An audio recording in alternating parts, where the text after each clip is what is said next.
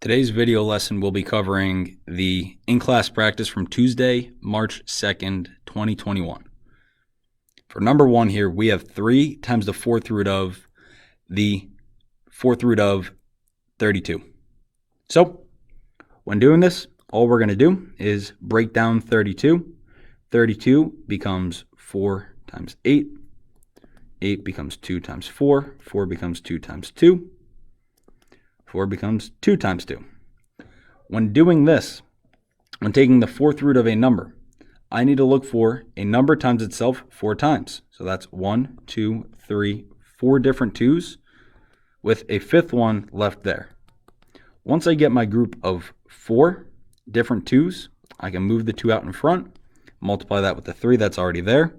So it's 2 times 3 times the fourth root of whatever's left underneath, in this case, 2. And then 2 times 3 is equal to 6 times the fourth root of 2.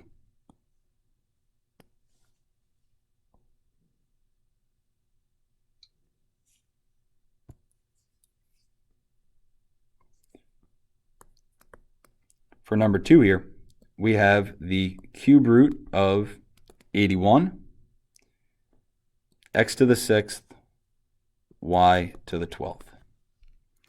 So here we are looking for groups of 3 since we are taking the cube root. Let me write that a little neater for you. It is the cube root of 81, x to the 6th, y to the 12th. So here, 81, that gets broken down into 9 times 9. 9 gets broken down into 3 times 3. Here, I'm looking for a triplet of 3's. So 1, 2, 3.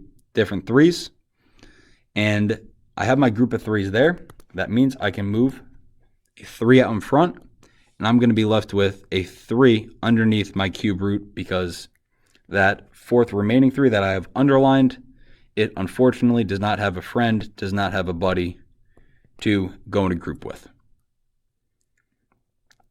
So once we get our 81, our constant broken down, we can look to our variables now. So x to the 6th, it's x times itself 6 times. In other words, if I were to take the cube root of x to the 6th, that is the same thing as dividing x to the 6th by 3, and that becomes x squared. So I have 3 times x squared times the cube root of 3 so far. Now, I take y to the 12th. Y to the 12th becomes y to the 12 divided by 3, and that becomes y to the 4th. So I have 3x squared times y to the 4th times the cube root of 3 for my final answer there.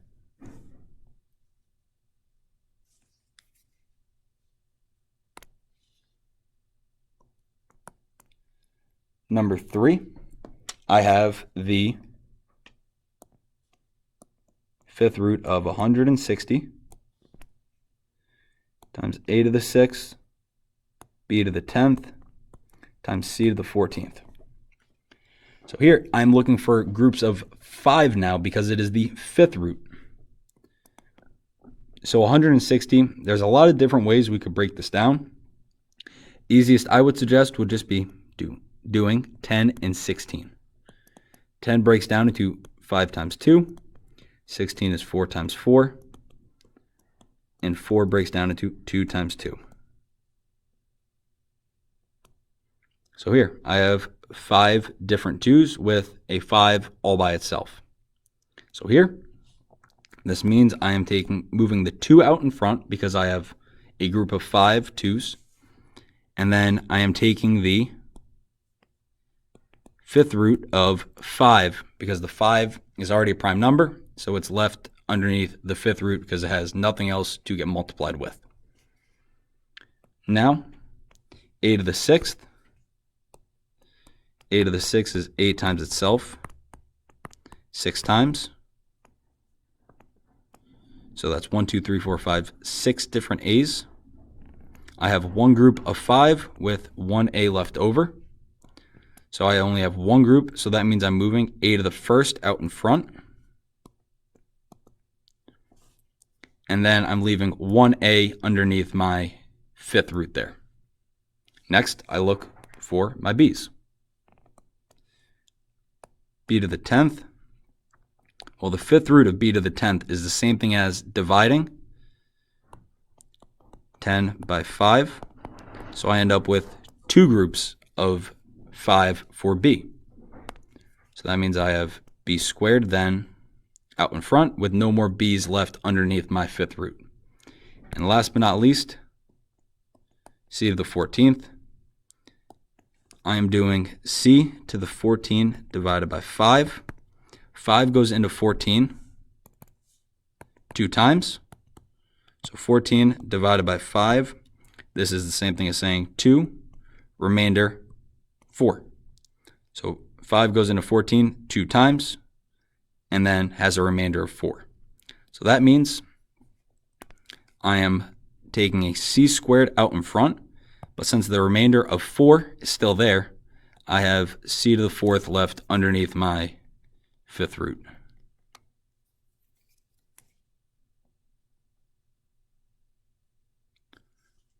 So last but not least, number 4, we have 2x to the second y to the second times the cube root of 54, x to the 11th, y to the 8th.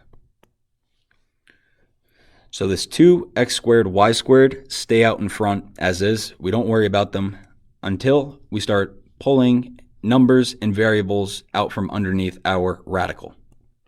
So 54 gets broken down into 2 and 27. 27 is 9 and 3. 9 is 3 and 3. So we have 3 3s there. 1, 2, 3. Different 3s. So it's 3 times 2 now out in front. These 3s in a group get pulled out in front. Times 2 there. Times x squared. Times y squared. Times the cube root of 2. Because this 2 right here is left all by itself. That is staying underneath your cube root. So x to the 11th. That is the same thing as saying x to the 11 divided by 3.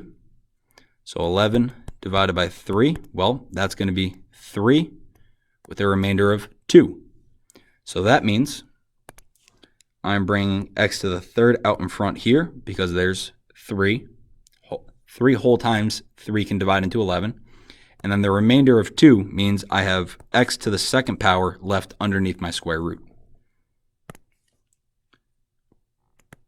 Now with y to the 8th, it's the exact same thing. We do y to the 8 divided by 3.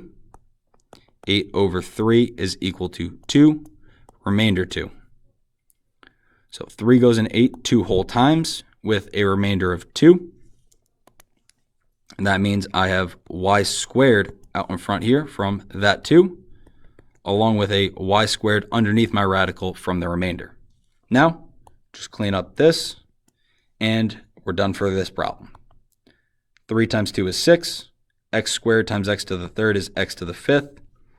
Y to the 2nd times y to the 2nd becomes y to the 4th times the cube root of 2x squared y squared.